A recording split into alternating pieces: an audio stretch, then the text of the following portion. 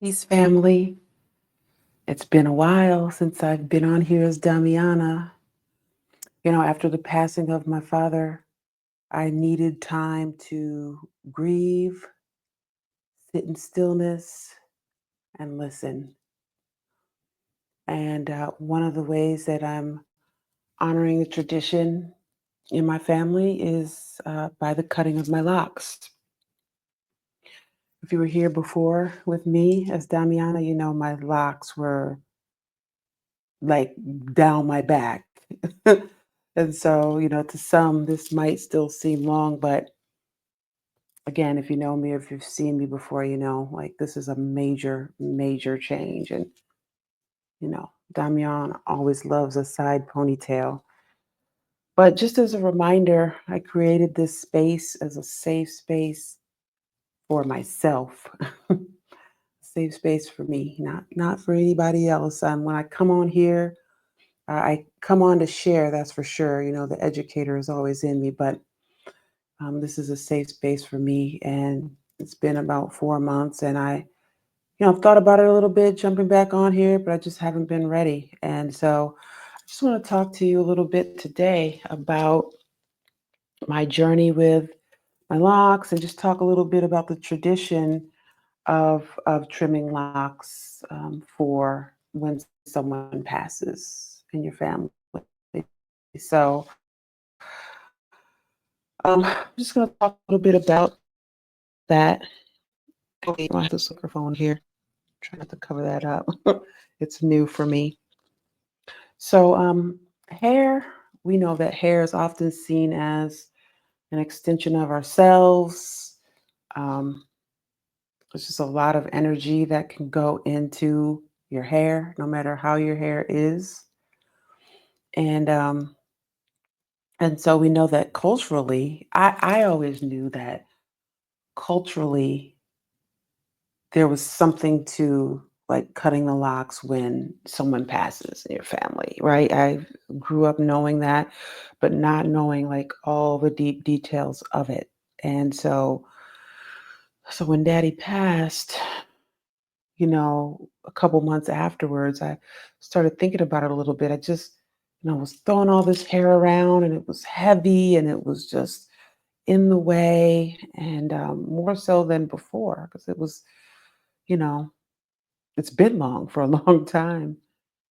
So I did decide to move forward with cutting my locks uh, as a tradition, and to really celebrate my father, and do some other things too. So I'm going to just give you some information, some of the information that I found, just getting into more of the details of why we might do this. What are some of the reasons? If you already know some of the reasons for cutting off locks after someone passes, feel free to put that in the chat. I'd love to get your feedback about that. But just to dive into it a little bit more, we know that um, in a lot of African and indigenous cultures, hair, it's believed that hair holds energy, memory, and spiritual essence.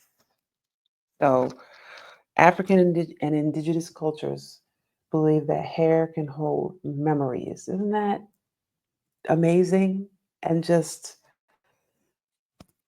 exciting, to think about?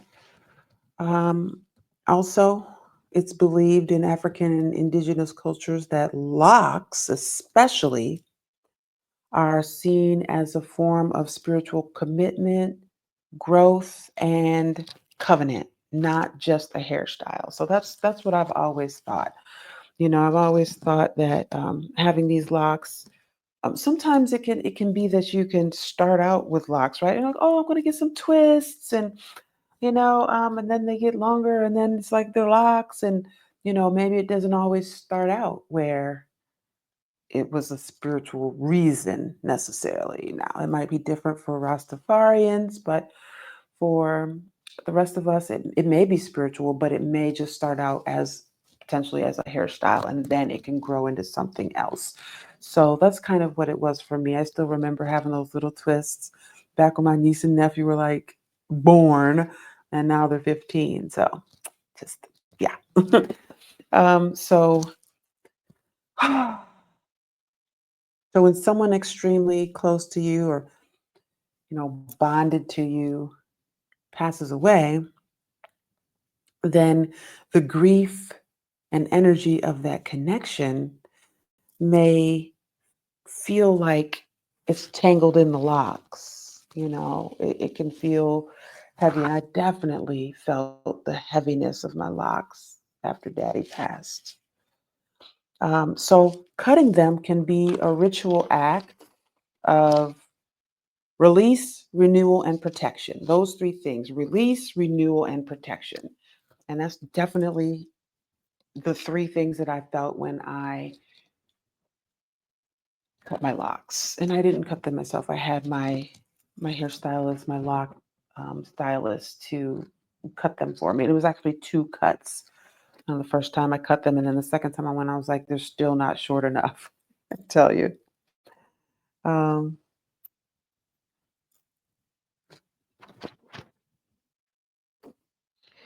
yeah. No, I mean, I tell you, like, it's like I cut them twice and it just seems like they're still so long, but the release, the renewal, and protection. Okay, so release, that's just letting go of emotional heaviness. Like, it's heavy. And I mean, this is still heavy. I mean, I know some people who, maybe their dad passed away 8 years ago and they still, it's that connection. If you are blessed enough and lucky enough and fortunate enough to have a bond with your father like I do, then you're going to feel all the feels and for a long time and maybe forever until you're reunited, honestly. So release of that emotional heaviness. The renewal, which is something that I'm going through now, which is preparing for a new phase of spirituality here, spiritual clarity, knowing what my job is, what my role is here in life. My dad really instilled that in me. A lot of it has to do with the animals, but when it comes to just me, just being a nature girl, like I get that from dad. Like I'm so happy just being outside in the sun, soaking it in. Like I could do that all day. That could be my job. So that's the renewal where you just, it's a new phase of your life and then you're just getting more spiritual clarity. That's something that the cutting of the locks can do. And then lastly, the protection, which is preventing attachments of lingering grief or lingering spirits. So this is a really big one. This is one that, you know, was suggested to me by one of my sisters to make sure that I'm not allowing the grief to attach to me. Attach, what does that mean? Like attach. Yeah, spiritually attach. It's not like we're out here, our spirits are just individual in our body and don't interact with other things. When you're open, when you're grieving and your spirit is open and your heart is open and all those things, there's openings for negativity to get in there, whether it's spirits, whether it's thoughts. Um, so that protection, cutting them can be a type of protection where we can prevent that attachment. So it's like, you had all that grief and heaviness in the locks and they're there and you're with them every day and it's there. I cut so much off and I'm so happy that I did. Feeling a lot better now. I'm feeling like I could finally come on and give you my Damiana side again, a little snazzy, a little sassy. And I mean, I know my dad's right here watching me like, girl, you crazy. Well, he didn't really talk like that, in life, but when you're in the spirit realm, like you can do whatever you want to do. You can present however you want to present. So, Daddy, I know. I look cute, don't I? Thank you, Daddy. So, so let me give you just some of the background here, because the educational side is always in me, where I want to just give a little bit of information as well to some things that I've learned. So if I've learned something recently, I love to share it.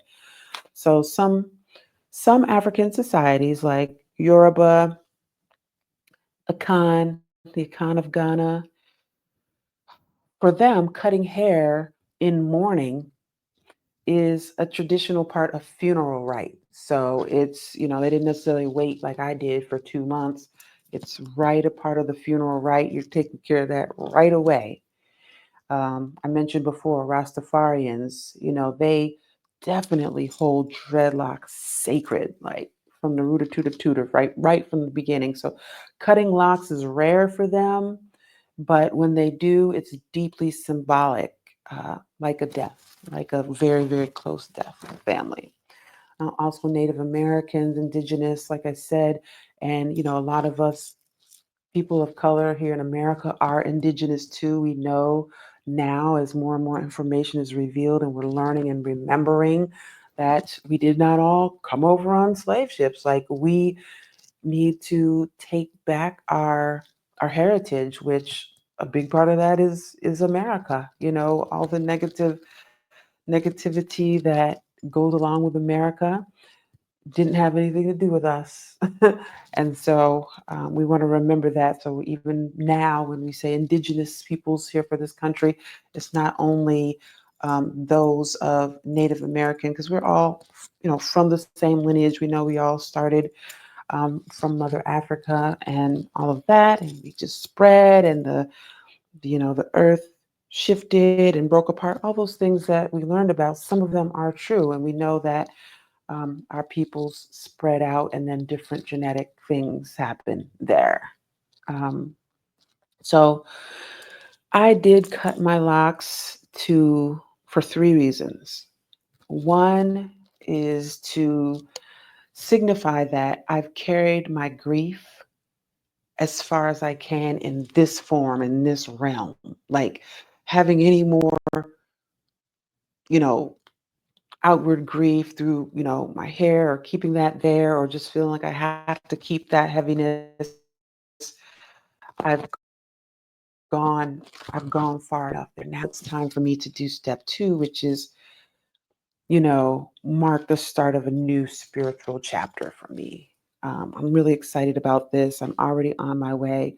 I'm surrounded by loved ones and sisters who um, are like my blood sisters, I tell you by now. And then the third one is to create space for clarity, lightness, and healing. And that's exactly what I'm doing now. I mean, you see my face, right? I mean, if you see my face and you look into my eyes, you can see the grief there. Um, I mean, still, when I come into contact with empathetic and sympathetic people like myself, it's like you can feel that. And if I feel like I have a safe space, then I'll release those tears right there and talk about daddy and then so I'll have a couple tears and then my face will dry and and then I'm good. So I really love the fact that I'm this sensitive cancer who can cry and release. I know some people wish they could release like I do, but here I am. So I hope you all learned a little something today. You see that my locks are much shorter. Um, Whether they're down my back or whether it's real short, your girl is always going to have a side ponytail. Okay. I made sure I told my hair lady, I was like, just cut it just so that all the hairs will fit into the ponytail. We can't be having any falling down or anything, because I'm an 80s baby and I love the side pony and that's not going anywhere. Thank you for sharing this time with me. You can expect I'll be in here more, moving forward. Um, bringing the sassy, bringing whatever it is that I want to share that day. Just continuing to create a safe space for myself because if I do that, then that makes me feel okay. And then I can continue to do the healing that I do, not only for animals, but the rest of my family. But I got to make sure that I'm okay first. So thank you for being here. I love you. I've missed you. If you have anyone in your life who you feel like really enjoys discussions on spirituality, crystal stones, um, otherworldliness, definitely cultural traditions and the African diaspora and beyond, like let them know about my Damiana YouTube page. I would definitely appreciate that because I just want to share. I just want to share what I have while creating something that's safe for me. So peace and love. See you soon.